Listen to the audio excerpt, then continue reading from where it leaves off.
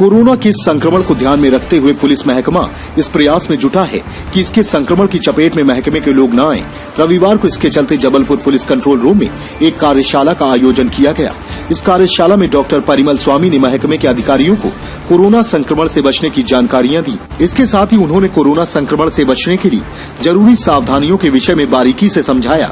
इस दौरान इसे लेकर पुलिसकर्मियों के सवालों के भी उन्होंने जवाब दिए। को दृष्टिगत रखते हुए पुलिस अधीक्षक सिद्धार्थ बहुगुणा सर के नेतृत्व में सैटरडे और संडे हर शनिवार और रविवार डॉक्टर परिमल स्वामी सर हमारे बीच उपस्थित होते हैं, जो पुलिस कर्मचारियोयों को कोरोना संक्रमण से बचाव में क्या सावधानियां रखनी है और कैसे हम इस संक्रमण का सामना करते हैं, इसी से मैं काउंसलिंग करते हैं। इसमें व्यक्तिगत अगर किसी पुलिस अधिकारी कर्मचारी की कोई मेडिकल समस्या होती तो वो भी सुनते हैं और उसका भी निराकरण करते हैं। आज भी इस कार्यशाला में लगभग 30 के करीब अधिकारी कर्मचारी सम्मिलित हुए और उनकी समस्याओं का निराकरण डॉक्टर साहब के द्वारा किया गया।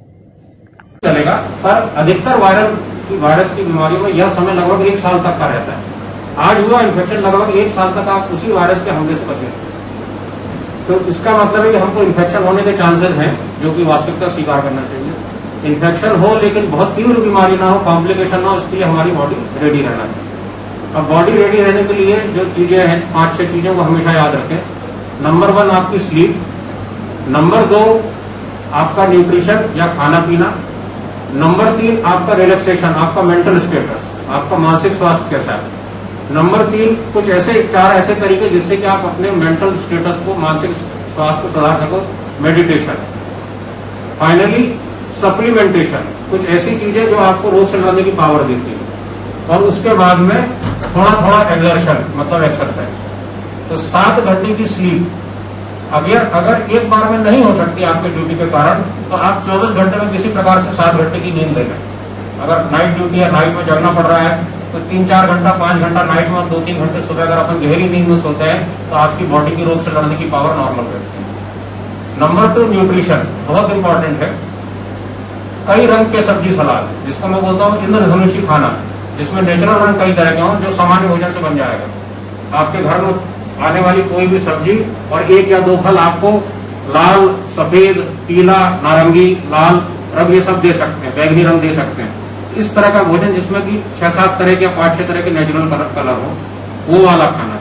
ऐसा खाना जिसमें कि रेशे ज्यादा मात्रा में हो, रेशेदार पदार्थ जिसको अपन बोलते हैं, वो अगर आपके खाने में ज्यादा है तो आपके शरीर की, आपकी जो इम्यूनिटी बनती है उसमें आपकी आंत का बहुत बड़ा रोल है।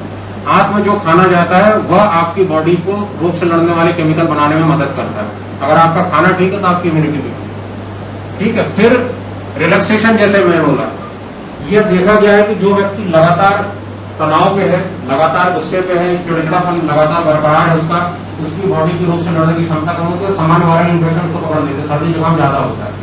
तो किसी न किसी प्रकार से हमको अपना माइंड सेट बदलना है, हमेशा एक पॉजिटिव आउटलुक रखना और समय के साथ हमको देखना है कि बहुत सारे कंट्रीज में, आपको जानकारी हो, कुछ कंट्री में बढ़ा और घट भी गया। थाईलैंड वगैरह जैसी कंट्री में आज के तरह के न्यू केस 2-3-4 ऐसे हो रहे हैं, डेथ रेट उनका एकदम से कम हो गया।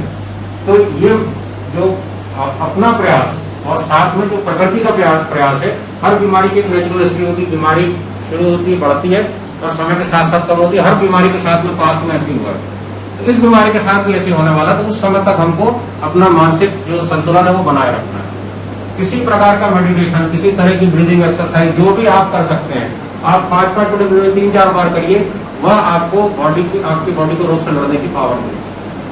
हल्का व्यायाम, ये कई प्रयोगों में सिद्ध हो चुका है कि बहुत हैवी एक्सरसाइज नहीं, पर ब्रिस्क तेज गति से चलना, कुछ तरह के बॉडी वेट एक्सरसाइजेज जो बोलते हैं, है ना,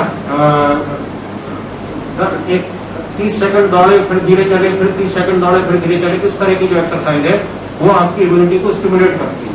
वह क्योंकि बहुत बार कई लोग की ड्यूटी और कई परिस्थिति के हिसाब से दिन भर बैठने का काम है, चल ही नहीं रहा है, ऐसे समय में हमारे शरीर की इम्यूनिटी लगातार बैठे बैठे रहने से कम हो जाती है। तो कुछ ना कुछ तरह का जो बोलते हैं ना कि सिटिंग ब्रेक अपने को चाहिए, उसी कमरे में चले या किसी तरह का सिटिंग ब्रेक अपने को। फाइनली सप्लीमेंटेशन, मतलब कुछ विटामिन आप जो अगेन ये सारी चीजें कोरोना के लिए टेस्टेड नहीं है, ये वायरल इन्फेक्शन के लिए टेस्टेड है, ये जनरल इन्फेक्शन के लिए टेस्टेड है। पर सभी वैज्ञानिकों का अनुमान है कि जब ये बाकी चीज में काम कर रही है तो कोरोना में भी काम करेंगी। तभी कोरोना से तीव्र बीमारी होने में हमारे देश में और पश्चिमी देशों में फर्क है। कोई ना कोई कारण ऐसा है जो कि हमको इम्यूनिटी दे रहा है, उनको नहीं दे पा रहा, दुर्भाग्य से उनको नहीं दे पा रहा।